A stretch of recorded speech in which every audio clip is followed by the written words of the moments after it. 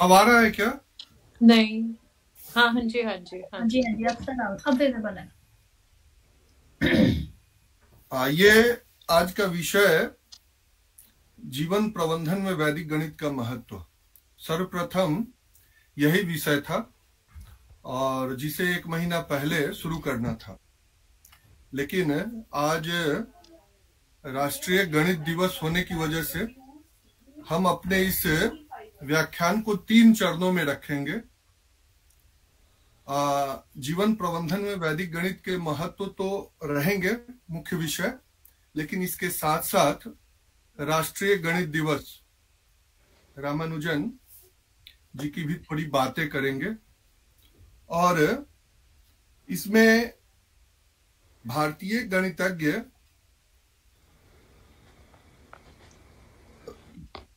और गणित दिवस जो मुख्य रूप से मनाए जाते हैं, यूलियस नंबर डे 7 फरवरी को, पाई डे जो है 14 मार्च को, उसके बाद मैथ स्टोरी डे 25 सितंबर, वुमेन्स मैथमेटिक्स डे 12 मई को, फिबोनाची डे 23 नवंबर को, ये सब सेलिब्रेट देश और दुनिया में किए जाते हैं।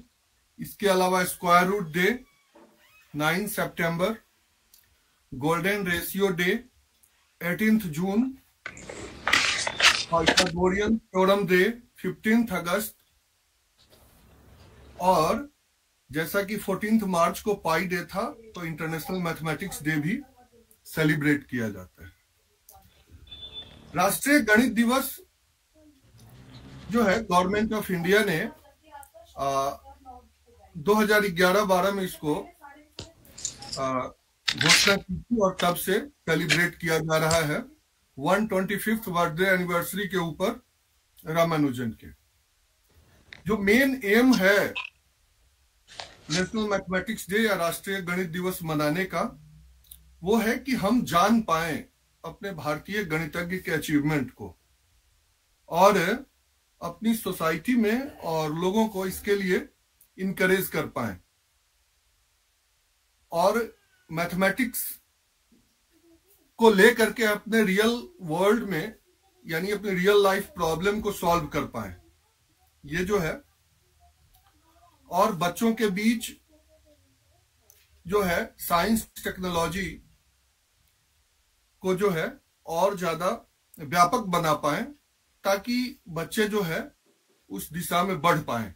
तो मेन एम ये रहता है राष्ट्रीय गणित दिवस मनाने का। अब थोड़ा सा रामानुजन के ऊपर ज्यादा तो नहीं, बस 1-2 स्लाइड में रामानुजन का पूरा नाम श्रीनिवास रामानुजन अयंगर, इनका डेट ऑफ बर्थ जो है जन्म तिथि 22 दिसंबर 1887, और थोड़ी बहुत जो है स्लाइड में उनकी जो है लाइफ के बारे में आपको जानकारी मिलेगी और उनके वर्क्स भी अगली स्लाइड में है। सर, तो हाँ, फुल स्क्रीन हो जाए, देखता हूं। सर एस्केप दबा लीजिए, वो फुल हो जाएगा। अब ठीक आ रहा है क्या? हाँ जी, हाँ जी सर, अब ठीक है। ओके, मैं सोच रहा था ये चलेगा नहीं, इसीलिए मैं इसको चलाया नहीं था। खैर, हाँ, राष्ट्रीय गणित दिवस। ओके, अब अच्छे से विजुअल है? हाँ जी सर, अभी विजिबल है। तो फुल नेम श्रीनिवास रामानुजन, जन्म तिथि इनकी है 22 दिसंबर 1887, और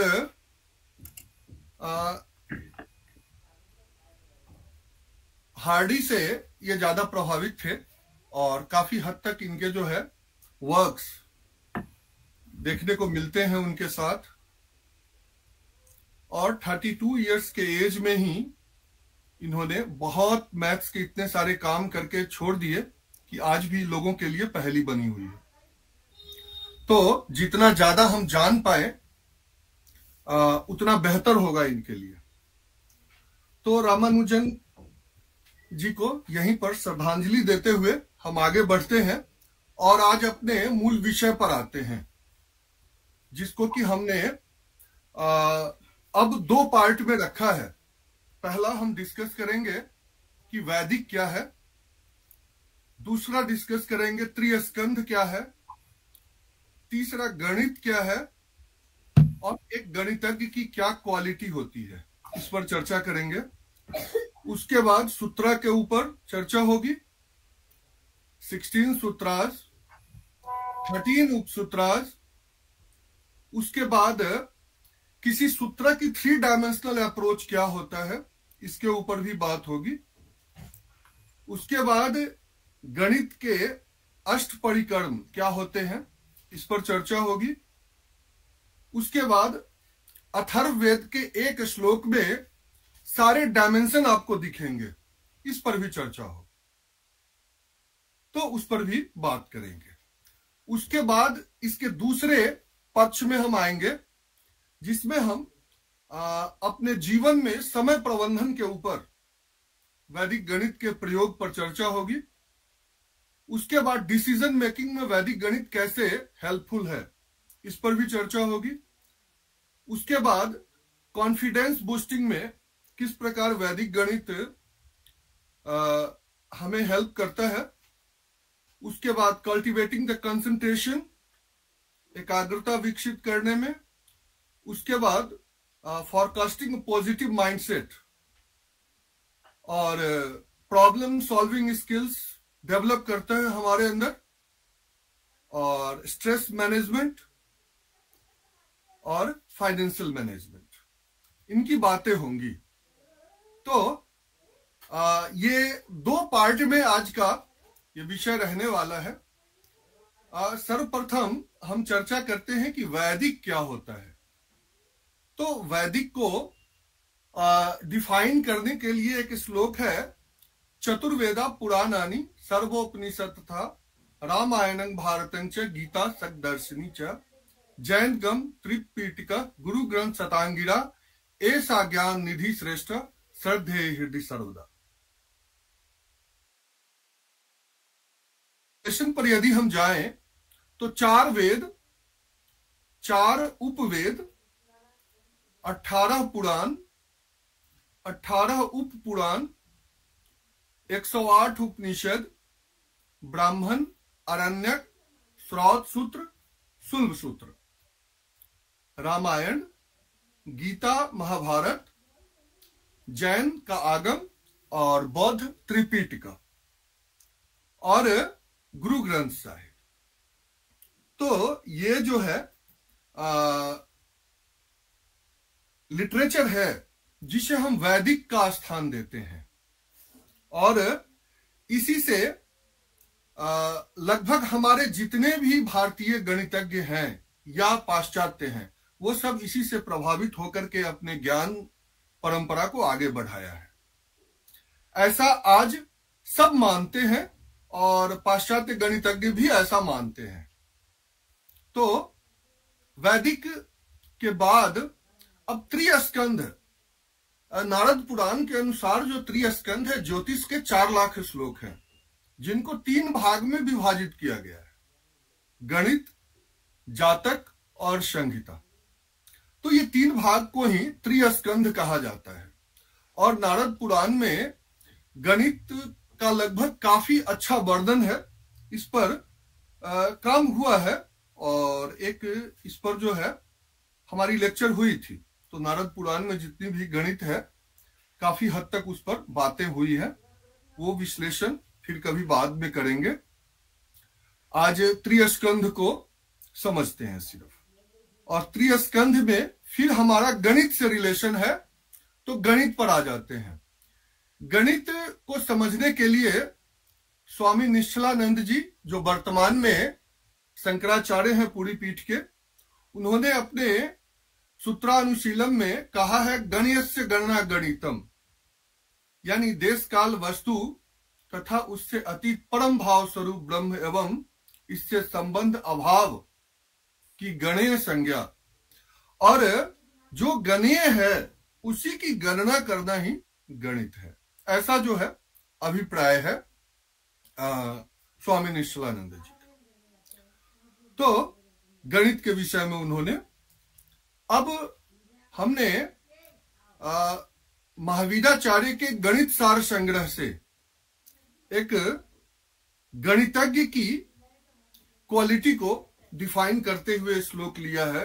लघु कर्णो पोहा नलस्य अग्रहण धारणोपाय व्यक्ति करांग विशिष्ट गणको अष्ट भीड़ गुणय ज्ञेय, यानी 8 जो है क्वालिटी, अष्ट गुण जो है बताए गए हैं एक गणितज्ञ के। उसमें सबसे पहला जो क्वालिटी है वो है लघुकरण। लघुकरण अर्थात ability to find the shortest method. दूसरा है ability to have logical reasoning. अपोह, ability to answer the doubts. अनालस्य, विग्रस इन वर्किंग हार्ड, यानी कठिन परिश्रम करने के लिए हमेशा तत्पर रहने वाला। और ग्रहण, ग्रहण करना मतलब एबिलिटी टू ग्रास्प, हमेशा जिज्ञासु बने रहना। ये जो है धारण, यानी एबिलिटी टू कंसंट्रेट, किसी चीज को धारण करना। उपाय, उपाय बहुत ही कॉमन वर्ड है, यानी हमेशा हम अक्सर कहते हैं किसी चीज का उपाय बताओ, तो उपाय मतलब ability to find the innovative solutions. तो और व्यक्ति करांग, ability to prove and manifest. तो ये 8 जो है क्वालिटी है गणितज्ञ की। उसके बाद सूत्रा के ऊपर जब हम सूत्र की चर्चा करते हैं तो सूत्र कैसा होना चाहिए, तो वो यहां डिफाइन है। स्वाल्पक्षरम असदिग्धम सारवद विश्वतोमुखम अस्तोभम अनवध्यम च सूत्रम सूत्र विदो बुदु। अर्थात स्वल्पक्षरम, minimum number of word is used, और असंदिग्धम यानी अनडाउटेड। एंड नाउ सारवद, इट मीन्स समराइज और एसेंस। विश्वतोमुखम, इट मीन्स यूनिवर्सल, यानी एप्लीकेबल इन ऑल केसेस।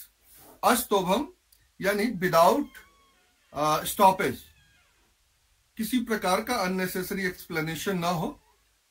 इस तरह की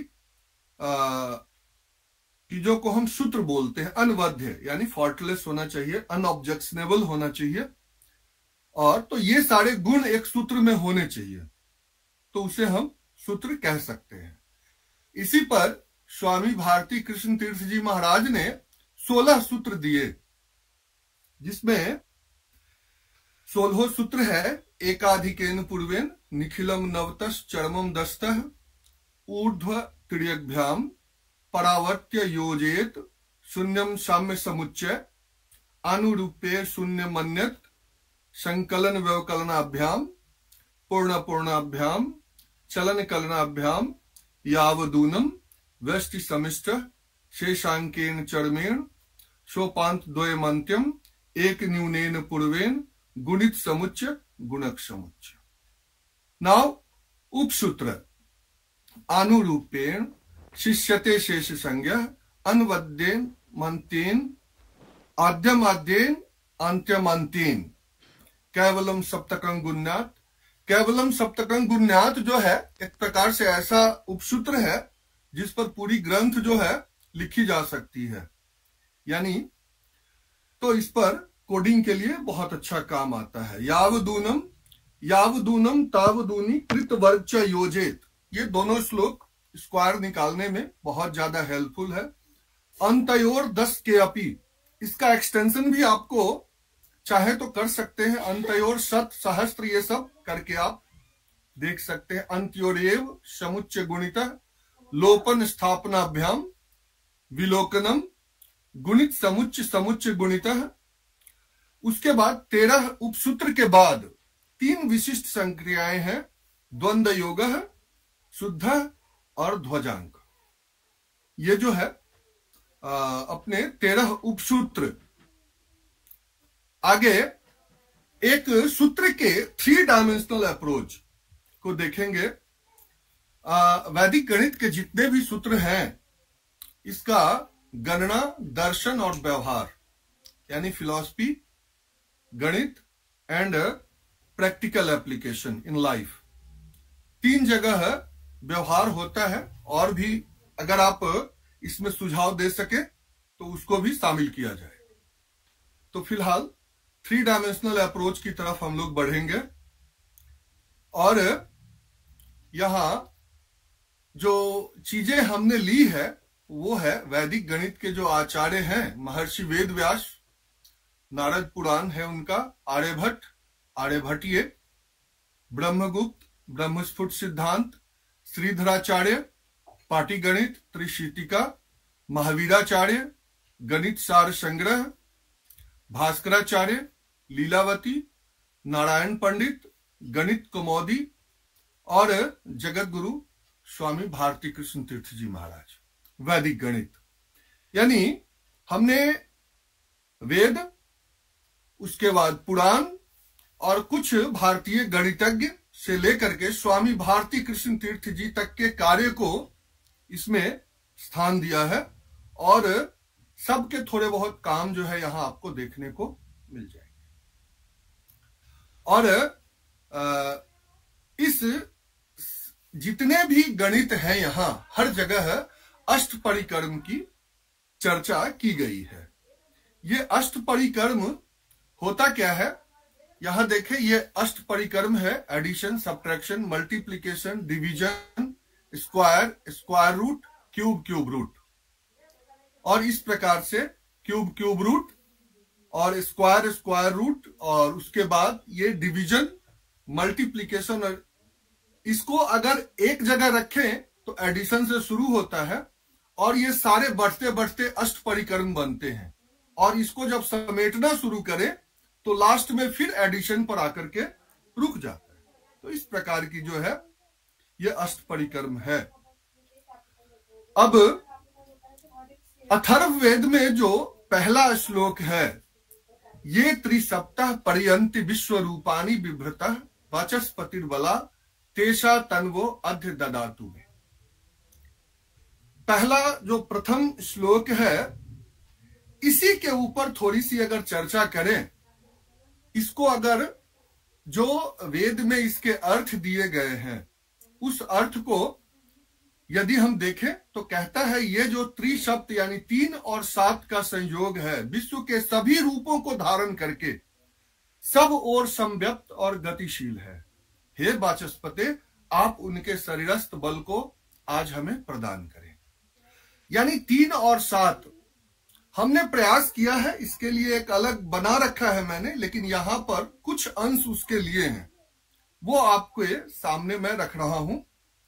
और जब हम 3, 7 की बात करते हैं तो डिजिट्स की चर्चा होती है।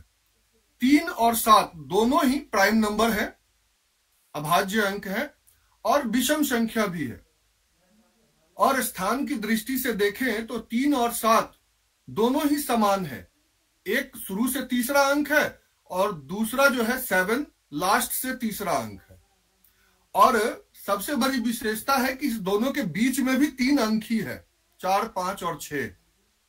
और ये अंक आपको देखने को मिलेंगे अथर्ववेद में 5वें अध्याय के 16वें श्लोक में, अथर्ववेद में ही 15वें अध्याय के 15वें श्लोक में, अथर्ववेद के 15वें अध्याय के 16वें श्लोक में और अथर्ववेद के 15वें अध्याय के 17वें श्लोक में। तो ये सारे अंक जो है आपको देखने को मिल जाएंगे। अब इसकी विशिष्टता देखें तो आप देखेंगे आधार 10 और 100 से न्यूनता जो है पूरक अंक कहलाती है, कॉम्प्लीमेंट ऑफ द डिजिट्स यहां बन के तैयार होता है। 3 और 7 को अगर योग करें तो प्रथम आधार 10 प्राप्त होता है। अंक 3 का पूरक यानी कॉम्प्लीमेंट 7 है और 7 का 3 है, यानी दोनों एक दूसरे के पूरक हैं। यहां पर एक समझ में आती है यहां अंकों का यदि स्थान परिवर्तन करें और संख्या निर्माण करें तो आपके सामने 37 और 73 आता है, और इन दोनों का योग दूसरा आधार जो है 100 हो जाता है, जिसमें 37 का कॉम्प्लीमेंट आपका 73 और 73 का 37 आ जाता है। तो ये तो अंक, संख्या और उसके आधार पर जो है लिया गया। अब यहां पर वैदिक गणित का सूत्र निखिलम नवतस चरमम दस्तः जो है देखने को मिलता है। अब जीवन प्रबंधन में भी पूरक बहुत आवश्यक है।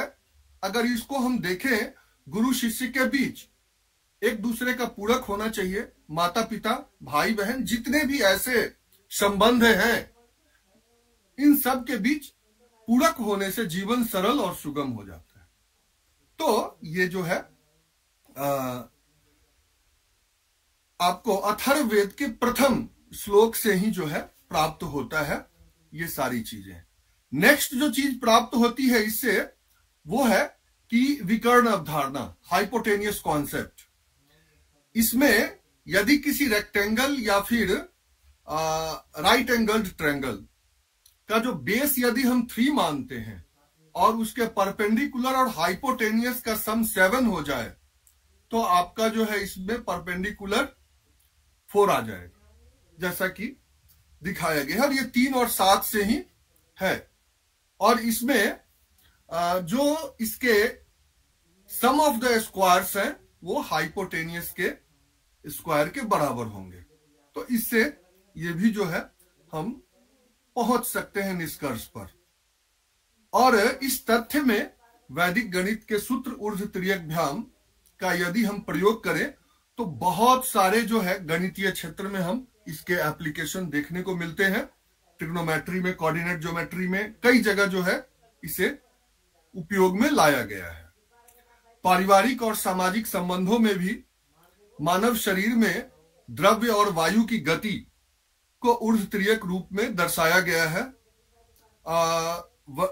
ऊर्ध्व तिर्यकभ्याम का जो है ऑरिजिन एंड एप्लीकेशन के विषय में जो एक लेक्चर था मेरा, जिन्होंने उसको देखा या सुना होगा उन्हें ये बात स्पष्ट होगी कि मानव शरीर में किस प्रकार द्रव्य और वायु की गति है और उसको ऊर्ध्व तिर्यकभ्याम सूत्र में जो है पिरोया गया है। तो वहां पर हमने इसकी थोड़ी विस्तृत चर्चा कर रखी है। तो ये अथर्ववेद के एक श्लोक से ही, और हमने जो है मात्र 2 कॉन्सेप्ट यहां पर दिए हैं। हालांकि इसके 24 या 25 कॉन्सेप्ट हमने तैयार कर रखे हैं। तो खैर अभी उतना हम डिटेल में नहीं जाते हैं। उसके बाद अब आता है हमारा समय, टाइम मैनेजमेंट। वैदिक गणित का किस प्रकार समय प्रबंधन में प्रयोग होता है, इसमें है आयुषः क्षण एकोऽपि न लभ्य कल्प कोटि भी तस्मात् सर्व प्रयत्नेन क्षण मेकं न लभ्यते। यानी करोड़ों रुपए खर्च करके भी आयु का बीता हुआ एक क्षण लौट के नहीं आ सकता। अतः ऐसा प्रयत्न करना चाहिए कि जीवन का एक क्षण भी बेकार न जाए। वैदिक गणित आपको यही बात सिखाता है। सबसे पहले देखें कि एक कॉम्प्लेक्स नंबर में स्क्वायर रूट फाइंड आउट करने के लिए हम मात्र एक स्टेप लेते हैं। यही एक स्टेप है। आप देखें, एक प्रश्न आया x प्लस आयोटा का स्क्वायर रूट करना है, तो इसका रियल पार्ट क्या होगा और इमेजिनरी पार्ट क्या होगा। बस एक स्टेप में हम फाइंड आउट कर सकते हैं, और हमने करके दिखाया भी है। ये देखें, एक ही स्टेप में ये आपके पास आंसर आ गया है। और इसी काम को करने के लिए पारंपरिक गणित में आप देखें हम कितने स्टेप लेते हैं, वो आपको देखने को यहां मिल जाएगा।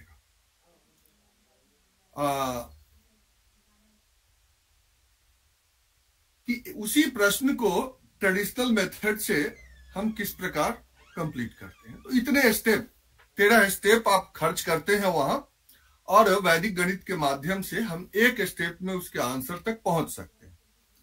तो समय प्रबंधन वैदिक गणित का एक बहुत ही महत्वपूर्ण यह है।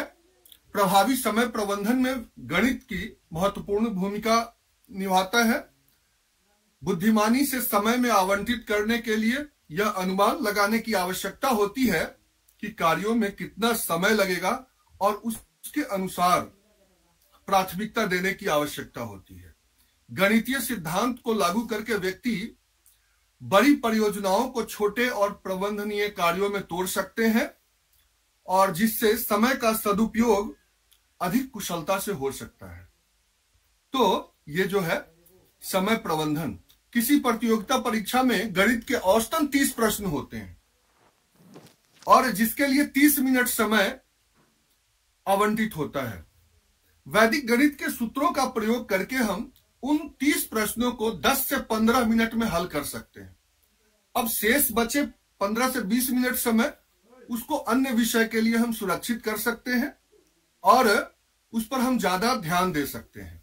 वैदिक गणित के कारण जो मानसिक विकास होता है उसके माध्यम से तर्क वितर्क परीक्षा यानी रीजनिंग के प्रश्न को भी हल करने में सहायता मिलती है। तो इस प्रकार वैदिक गणित के अनुप्रयोग से समय नियोजन में अति महत्वपूर्ण है ये, तो ऐसा हम मानते हैं। उसके बाद है डिसीजन मेकिंग। ध्रुवानी तस्य नश्यन्ति चा ध्रुवम नष्टमेवहि। जो मनुष्य निश्चित यानी सही को छोड़कर अनिश्चित यानी गलत का सहारा लेता है उसका सही भी नष्ट हो जाता है। इसलिए जब भी कोई निर्णय ले तो सही और गलत की परख अवश्य करें।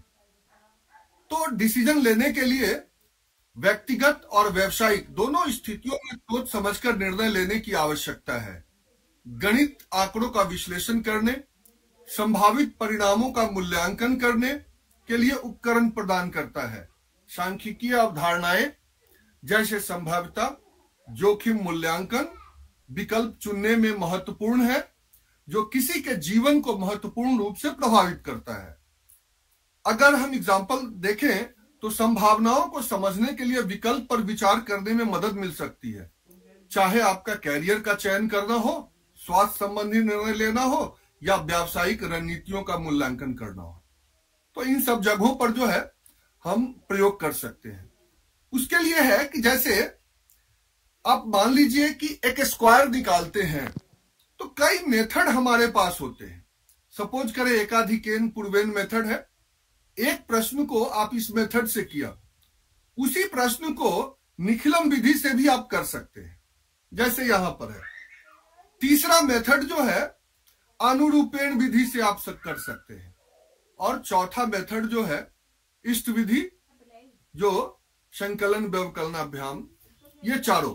अब इसमें से निर्णय आपको लेना है कि जिस समय करना है आप कौन से विधि का चयन करते हैं, ये ज्यादा महत्वपूर्ण है। और छात्रों में हमारी जो है पहुंच बढ़ जाती है। कोई व्यक्ति एक विधि से समझता है और कुछ लोग उस विधि को नहीं समझ पाते हैं। अगर आप दूसरी विधि वहां दे दें तो आपकी पहुंच बढ़ जाती है। तो ऐसा भी जो है यहां देखने को मिलता है। उसके बाद है बूस्टिंग कॉन्फिडेंस, जो अगला अपना पॉइंट है, जिसमें है आत्मविश्वास बढ़ाना। उद्यमेन ही सिद्ध्यंति कार्यानि न मनोरथे, सिद्धिर्भवति कर्मणा न ही ज्ञानेन सिद्ध्यंति। इसका अर्थ है कि केवल प्रयास से ही कार्य सिद्ध नहीं होते, ना ही केवल सोचने से होते हैं। इसलिए आत्मविश्वास और मेहनत के साथ आगे बढ़ने से कोई भी कार्य सिद्ध हो सकता है। वैदिक गणित का अभ्यास किसी के आत्मविश्वास को काफी हद तक बढ़ा सकता है। जैसे जैसे व्यक्ति मानसिक गणना और समस्या समाधान में कुशल होता जाता है, उनमें उपलब्धि की भावना विकसित होती है, जो जीवन के अन्य क्षेत्र में भी फैलती है। प्रभावी संचार, नेतृत्व और सामाजिक संपर्क के लिए आत्मविश्वास महत्वपूर्ण होता है। जब व्यक्ति अपनी क्षमताओं पर भरोसा करते हैं तो उनके पहल करने की, स्वयं को प्रस्तुत करने की, व्यक्तिगत और व्यावसायिक विकास में योगदान देने वाली अवसरों का पीछा करने की अधिक संभावना होती है। अगला पॉइंट है कल्टीवेटिंग कंसंट्रेशन, एकाग्रता विकसित करना। इसमें है ततैकाग्रं मनः कृत्वा यत् चितेन्द्रिय क्रिया उपविश्यासने युज्यन् योगात्म विशुद्धये यानी उस आसन पर बैठकर चित्त और इंद्रियों की क्रियाओं को वश में रखते हुए मन को एकाग्र करके अंतःकरण की शुद्धि के लिए योग का अभ्यास करें और समं काया शिरोग्रीवम धारयंचलम स्थिरम संप्रेक्ष नासिकाग्रं संग दिशाश्चन वलोकयन, यानी काया, सिर और गले को सीधा अचल धारण करके तथा दिशाओं को न देखकर केवल अपनी नासिका के अग्रभाग को देखते हुए स्थिर होकर बैठे। यानी गीता के इस दो श्लोक से छठे अध्याय के 12वें और 13वें श्लोक से आत्मसंयम और मन की एकाग्रता करने की विधि को जो है भगवान कृष्ण ने अपने शिष्य अर्जुन को कुरुक्षेत्र में समझाया था।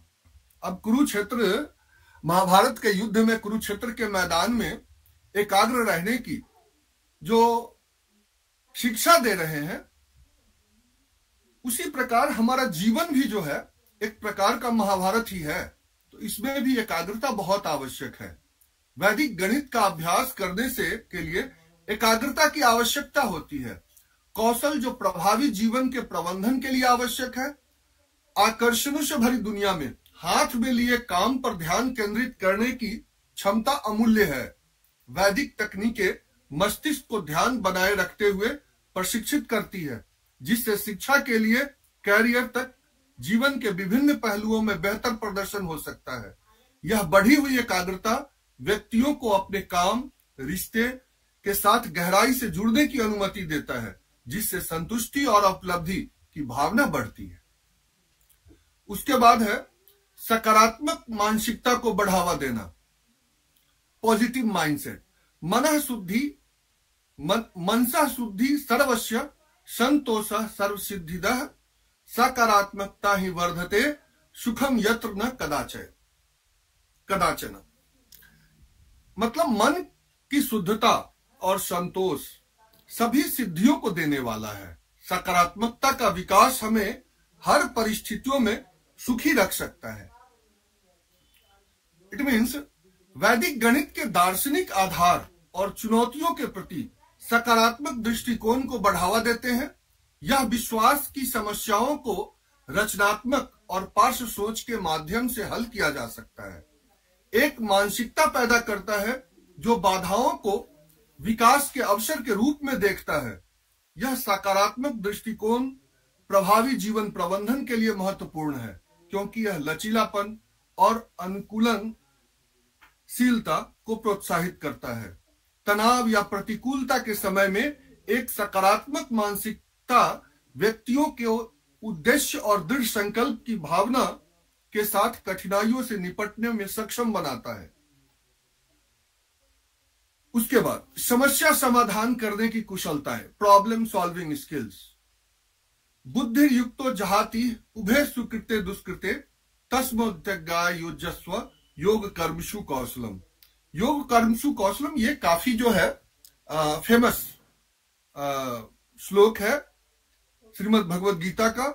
समत्व बुद्धि युक्त पुरुष यहां पुण्य और पाप दोनों ही कर्मों को त्याग देता है, इसलिए तुम योग युक्त हो जाओ, ऐसा जो है अर्थ दिया गया है। यानी व्यक्ति तभी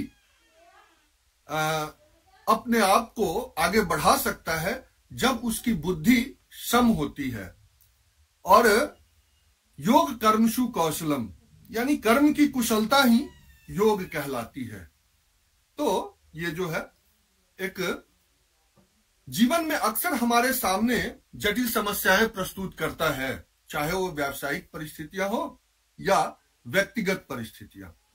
वैदिक गणित उन चुनौतियों को सरल बनाने के लिए विभिन्न रणनीतियां सिखाता है, जैसे कि समस्याओं को प्रबंधनीय भाग में विभाजित करके इसका जोड़ व्यक्तियों के कार्यों को कुशलतापूर्वक निपटाने में मदद करती है। यह व्यवस्थित दृष्टिकोण बोझ को कम करता है, स्पष्ट सोच और मुद्दों पर अधिक संगठित प्रतिक्रिया को सक्षम बनाता है। जीवन की चुनौतियों के लिए समान सिद्धांतों को लागू करके व्यक्ति कार्यों को प्राथमिकता दे सकते हैं और प्राप्त करने योग्य लक्ष्य निर्धारित कर सकते हैं, जिससे समग्र उत्पादकता में वृद्धि होती है। उसके बाद है स्ट्रेस मैनेजमेंट, तनाव प्रबंधन। सुख दुखे समय कृत्वा लाभ लाभो जया जयो ततो युद्धाय युजस्व नैव पाप व पापसी। यानी जय पराजय, लाभ हानि, सुख दुख, इन सब को समान समझ करके युद्ध के लिए तैयार हो जाने के लिए इसमें भगवान कृष्ण जो है अपने शिष्य अर्जुन को कहते हैं, और इस प्रकार करने से तू पाप को प्राप्त नहीं होगा। यानी निष्काम कर्म की यह शिक्षा दे रहे हैं। तो हमारा ब्रेन भी जो है यहां पर दो पार्ट में आता है, जिसमें एक पार्ट आपका लॉजिक, साइंस और सेंस ऑफ टाइम, लैंग्वेज, दूसरा है क्रिएटिव, आर्ट, इंस्टीट्यूशन और इमेजिनेशन। वैदिक गणित की खासियत इस बात से है कि हमारे दिमाग के दोनों भाग को सम रूप से यह विकसित करता है। और वैदिक गणित के जैसा कि अभ्यास में हम देखते हैं कि आप बाएं से दाएं करें या दाएं से बाएं करें, दोनों तरफ से आप प्रश्नों को हल कर सकते हैं। तो ये हमारे मन मस्तिष्क को जो है बहुमुखी विकास करता है। तो इसलिए भी ये बहुत ज्यादा महत्वपूर्ण है। जैसे कि एक प्रश्न आपके सामने है, आप देखें इसको बाएं से दाएं हम कैसे सॉल्व कर सकते हैं, और इसी प्रश्न को दाएं से बाएं भी हम सॉल्व कर सकते हैं अगर हम चाहें तो इसीलिए हमारे लेफ्ट ब्रेन और राइट ब्रेन दोनों को सम रूप से ये विकसित करता है वैदिक गणित का अभ्यास। तनाव प्रबंधन एक अन्य क्षेत्र है जहां वैदिक गणित का सकारात्मक प्रभाव पड़ता है। वैदिक तकनीकों में महारत हासिल करने से प्राप्त मानसिक स्पष्टता गणना और वित्तीय योजना से जुड़ी चिंता को कम करने में मदद करती है। मस्तिष्क के दाएं भाग का विकास वैदिक गणित और योग साधना के द्वारा ही संभव है। जब व्यक्ति संख्याओं को प्रबंधित करने की अपनी क्षमता में आश्वस्त होते हैं तो वे उन स्थितियों को कम तनाव का अनुभव करते हैं जिनमें गणितीय निर्णय शामिल होते हैं। चाहे वे परिवार के लिए बजट बना रहे हो, सेवानिवृत्ति की योजना बना रहे हो या व्यावसायिक प्रदर्शन का विश्लेषण कर रहे हो। अब है फाइनेंशियल मैनेजमेंट, वित्तीय प्रबंधन। इसमें दानं भोगो नास्तिस्तो गतयो भवन्ति वित्तस्य यो न ददाति न भुंक्ते तस्य तृतीय गतिर्भवति। यानी इसमें कहा जाता है कि धन की तीन गति को बताया गया है। एक है उपभोग, दूसरा दान और तीसरा विनाश। जो व्यक्ति दान नहीं करता, उपभोग नहीं करता, उस व्यक्ति का तीसरी गति धन की होती है जो विनाश है। और इसके अलावा ब्याज की दरों को समझना, ऋण चाहे ऋण पर हो या बचत खाते पर, अच्छे वित्तीय निर्णय लेने की आवश्यकता है। उदाहरण के लिए चक्रवृद्धि ब्याज समय के साथ निवेश की वृद्धि पर महत्वपूर्ण प्रभाव डाल सकता है।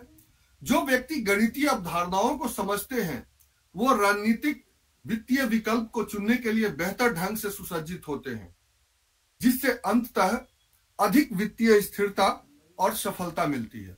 उदाहरण के लिए वित्त प्रबंधन करते समय वैदिक सिद्धांतों को लागू करने से व्यक्तियों के बजट को तुरंत आकलन करने, खर्च की योजना बनाने, बचत को अनुकूलित करने में मदद मिलती है, जिससे बेहतर वित्तीय स्वास्थ्य हो सकता है। जीवन प्रबंधन को अब देखेंगे किस प्रकार। एक ही श्लोक में आपको हम प्रयास करेंगे कि वैदिक गणित और दर्शन और गणित सबका दर्शन आपको हम कराएंगे एक श्लोक में। देहिनो अस्मिन् था देहे कौवारम यौवनम जरा तथा देहांतर प्राप्ति धीरस्तत्र न मोह्यति। यानी यहां श्रीमद् भगवत गीता के दूसरे अध्याय का 13वां श्लोक है। ये कहते हैं कि इस एक श्लोक में गणित, वैदिक गणित, दर्शन और व्यवहार तीनों आपको देखने को मिलेगा। प्रयास करते हैं। सबसे पहला, जब एक व्यक्ति गर्भावस्था में आता है वहां से उसके मृत्यु की प्रक्रिया शुरू हो जाती है। गर्भावस्था के बाद बाल्यावस्था, बाल्यावस्था के बाद युवावस्था, वृद्धावस्था और तत्पश्चात देहांतर की अवस्था आती है। इस हर अवस्था को यदि एक स्टेप माने तो यहां पर आपका एक वैदिक गणित का सूत्र एकाधिकेन पूर्वेन जो है देखने को मिलता है। नेक्स्ट, इसको यदि हम देखें, गर्भावस्था 270 दिन, शैशवावस्था 2 साल तक, बाल्यावस्था 2 से 12 साल, किशोरावस्था 12 से 19 साल, यानी पूरी की पूरी प्रक्रिया जो है फिक्स है। और उसके बाद देहांतर की अवस्था। जीव जो है वो हमेशा अमरत्व की स्थिति में रहता है, लेकिन शरीर जो है वो एक शरीर से दूसरे शरीर की तरफ हमेशा बढ़ता रहता है। जीव के गर्भ में आते ही मृत्यु का क्रम जो है आरंभ हो जाता है। गर्भावस्था, बाल्यावस्था, युवावस्था और वृद्धावस्था, देहांतर की अवस्था। इस प्रकार समय के सापेक्ष जो है अवस्था परिवर्तन होता रहता है। अगर इसको हम देखें तो इसमें वैदिक गणित के सूत्र चलन कलनाभ्याम जो है स्पष्ट रूप से दिखते हैं। यानी एस को अवस्था मान ले और टी को समय के सापेक्ष रखे तो ds अपॉन dt यानी द डेरिवेटिव ऑफ एस अवस्था विद रिस्पेक्ट टू टाइम जो है ये आपको देखने को मिलेगा। तो यहां गणित भी मिला, वैदिक गणित भी मिला, और दर्शन की तो बात ही नहीं है, दर्शन तो यहां दिख ही रहा है इसमें। तो इस प्रकार जो है हम एक ही श्लोक के माध्यम से इन हर पहलू को यहां चेक कर सकते हैं। यहां जो हमने जो संदर्भ लिया है गीता प्रबोधनी, राम सुखदास जी का Gita press Gorakhpur, ISBN number लिखा हुआ है। नारद पुराण ये गोरखपुर का ही है। उसके बाद गणित सार संग्रह जो LC जैन के द्वारा 1963 में प्रकाशित की गई थी। उसके बाद इसके कुछ श्लोक और वैदिक मैथमेटिक्स जगतगुरु स्वामी भारती कृष्ण तीर्थ जी महाराज मोतीलाल बनारसी दास जी ने छापा है इसको 1965 में, उससे लिया है। और भर्तृहरि द्वारा रचित नीति शतकम जिसको डॉक्टर राकेश शास्त्री जी ने इसमें व्याख्या दिया है परिमल पब्लिकेशन से, इसका भी ISBN नंबर लिखा हुआ है। आपके यदि कोई सुझाव हो या कुछ त्रुटि दिख रही हो तो आप इन संपर्क सूत्रों पर हमें कह सकते हैं और आपके जो है सुझाव को हम शामिल करने की कोशिश करेंगे। और फाइनली सब लोगों को नमस्कार।